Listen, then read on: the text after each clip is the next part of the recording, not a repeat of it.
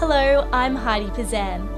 I will soon be a graduate from the University of Queensland, where I will have completed 2 degrees in journalism and the arts, majoring in art history and geography.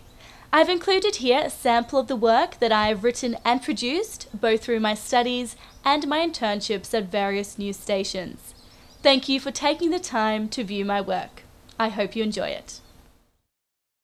This may look like a real drug laboratory, but it's a setup to emphasise the potential dangers of a homemade lab and the harmful chemicals that remain after police have conducted a raid. Drug labs involve very toxic chemicals, harmful to humans, harmful to the environment, so it's critically important that we have the appropriate guidelines to ensure that clean-up after the event can remediate a property into a safe state.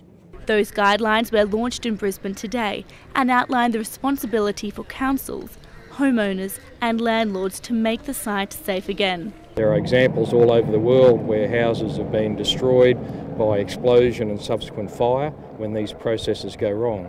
Last year, nearly 300 clandestine drug laboratories were uncovered in Queensland. That's half of the national average. We know if we can continue to close down labs, we punch a hole in organised syndicates. You need to stop the money flow to stop organised crime. 70% of drug laboratories are found in residential areas, and in the past 24 hours, another 5 were discovered in Queensland. Authorities say homemade drug laboratories are becoming smaller and more mobile. The police minister wants people to report anything suspicious in their neighbourhoods. For example, homes with windows blacked out, suspicious activity during the day or during the night, and irregular visits by people or strong smells. People are asked to call Crime Stoppers with any information. Heidi Pozzan, ABC News, Brisbane. In a matter of seconds, this Biawa home exploded into flames. Glass and metal spewed into the air, showering the street in debris. Fire crews raced in to try and contain the blaze, but it had already taken hold. Only moments earlier, an 11-year-old girl was rescued by police. It's believed she was being held hostage inside, tied to a chair by a man involved in a dispute with her mother. Just heard a little girl scream and then saw 2 police taking her out of the house. And they told us to get inside and we thought, oh, maybe there's a guy in there with a gun or something at most. Never expected a huge explosion. The man was killed in the blast. Neighbours up to a kilometre away felt the shockwave. Shockwave literally knocked everyone off their feet in the house. Freaked the dogs out. Yeah, there was definitely an explosion. It rocked the car down at the high school. So shake and shock shook the house, and then you just seen the big fireball, and that was the hard part. Detectives, fire and police crews have been assessing the damage today after yesterday's explosion that blew this house apart. It's not good for the area.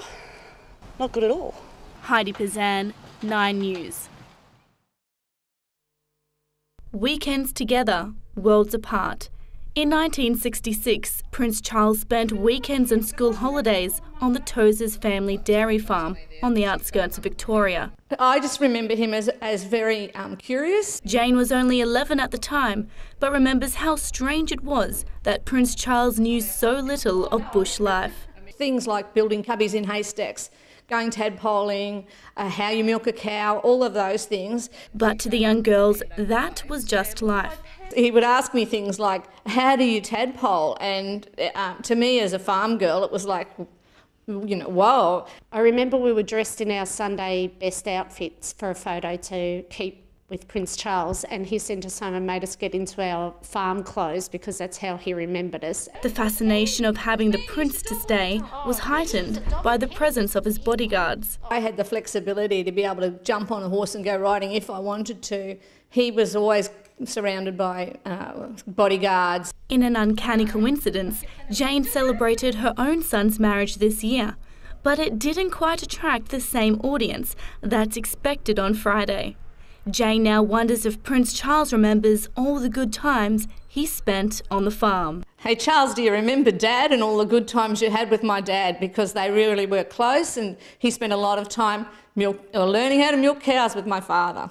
Heidi Pozzan, 7 News.